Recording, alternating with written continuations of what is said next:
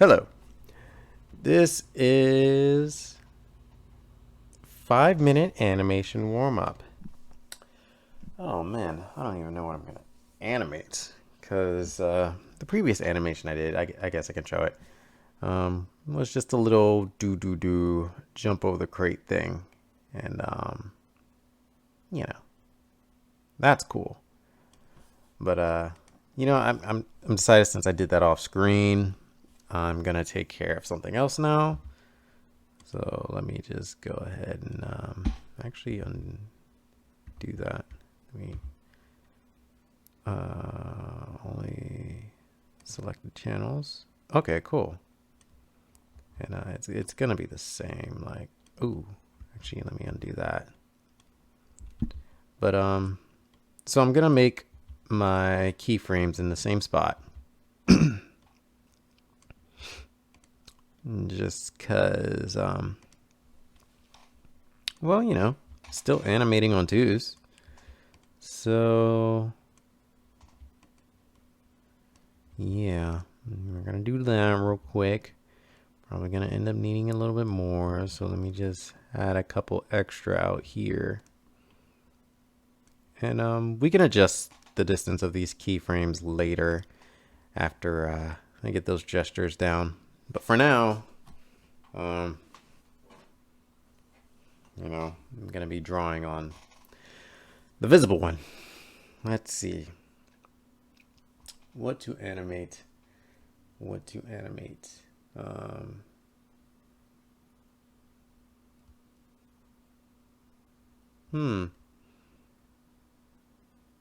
Okay, I have an idea. And this is going to be another interesting one. Ambitious. I don't know why I like to torture myself, so. Alright. But we're gonna do it. Set a timer for 5 minutes. Your timer is set for 5 minutes.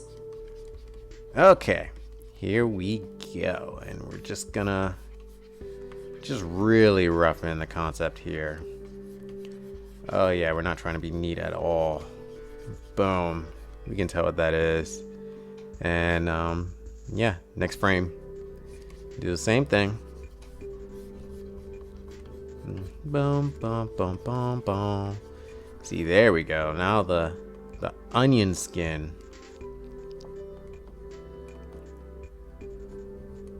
Really helps it out. All right.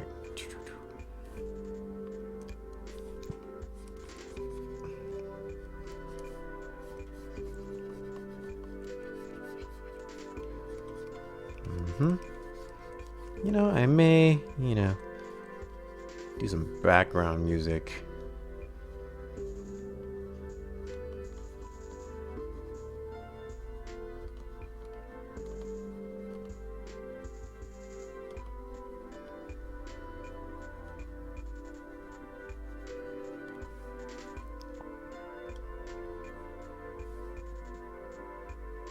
I think I may change this one. Yeah, I think I'm only gonna need like one, frame from the past. Typically, and this is, I'm gonna go a little in depth while I'm doing it about the reason why I'm deciding to do this gestural animation thing. And it's because, let's see. And it's because, modern animation today, they typically focus on nice, clean, confident, efficient lines. So they try to draw with as few lines as possible. And while I understand the use of that, and I understand the value of that in terms of saving time and being efficient, and they have very good reasoning for wanting that. However, I have always been a very messy sketcher, like always. And even when I do gestures, it's not like the same as like very confident line work that you can, I drew 5 lines and you can register the object, immediately. No, I was sort of like, oh, where am I? Okay, I'm here. So I was sort of like Yeah, let's throw in a bunch of lines. Oh, why did I press space? This isn't Photoshop. I forgot.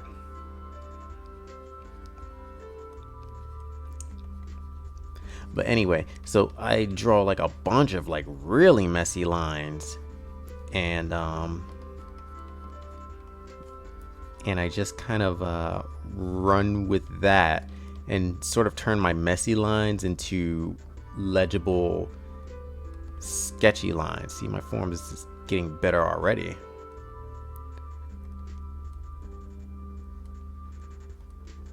And I'm gonna switch up the direction for this one, because yeah. But yeah, that's kind of how I do it, and then I just clean it up as I go on and refine things in a more clarified manner. And I noticed that well, actually I was only researching Glen Keane. So Glen Keane did that when he even when he animated, he started off with like very loose gestural sketches. And while I understand this may take a longer time, he would then go in and refine those gestural sketches and turn them into more clear, defined, cut sort of frames and scenes and images that we see in like Disney movies. So it started off very rough, focusing on getting the motion. And when you looked at it, it was so, how do you say, so super messy.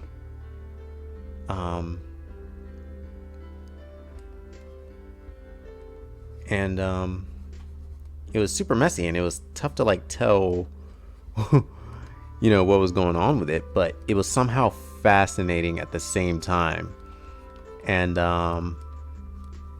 for some reason I thought, honestly, I want to see that animated instead. And oh, there we go. Ooh, learning new things about grease pencil. And that's the 5-minute mark. I'm gonna break the rule a bit and add a little, more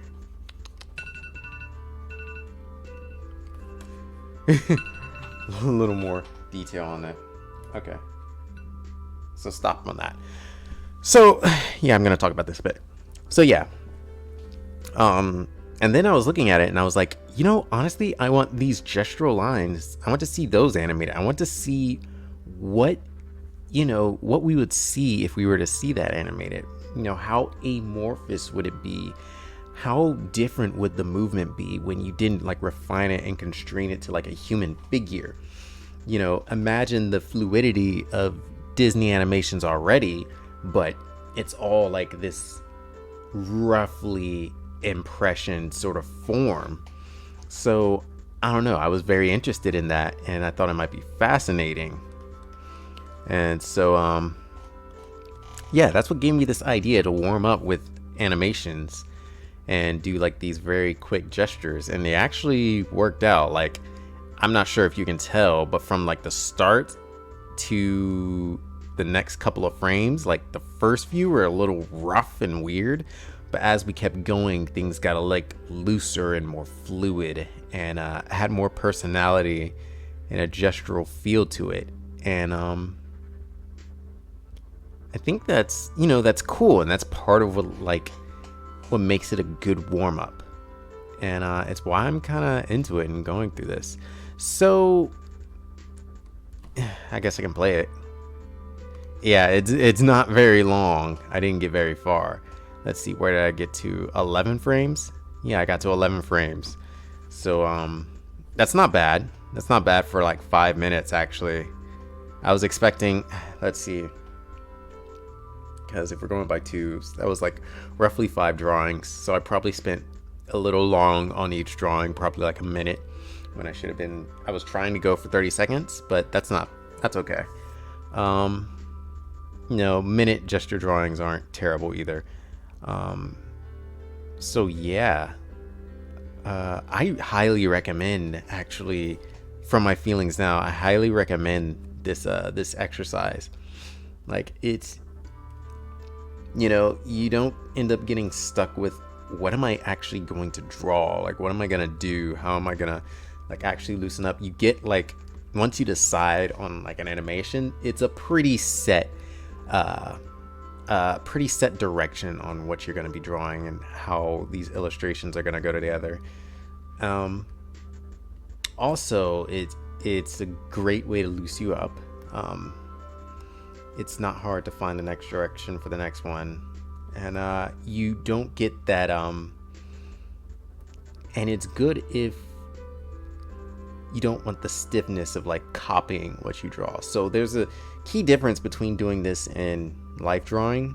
Like when you're life drawing and you're studying something and drawing in the gestures for a warm-up, that's not a bad warm-up either, but that's like entirely different. That is a study, a focus, and it's happening with the intention of studying anatomy and learning that. While this is rather, maybe this, you know, caters more towards practicing movement and adding action to your gestures and your drawings. Because, you know, whenever you draw like life drawing or reference, there isn't actual movement. There's, you know, they're posed, they're sitting still. So you can add a sort of dynamic nature to the pose. There always is, and you can even like tween the movement a bit. But animation is all movement. So I feel like, you know, if you want to draw more active poses and you want to practice that, this is the way to do it. And while it may not focus very strongly on being anatomically correct, this is just another element of your drawing that you can enhance. So I like it. And I guess, you know, we can look at this one too. I think this one, I honestly spent longer than 5 minutes on it. And I think it started to come out pretty fluidly as well. I like animation, and I like these little rough ones that come without the pressure of trying to refine something so much and becoming so caught up in what's right. Just sort of getting it going and seeing the life that is in just simple scribbles is fascinating to me, actually. So I think for the next video, I'll just pick up where this one left off, and we'll start going until the entire animation is complete. And maybe at a later date, I may decide to clean it up or something. I don't know. But for now, this is what it is. So I'll be back next time I decide to do a 5-minute animation warm-up. Glad you guys could be here for this one. See you next time. Bye-bye.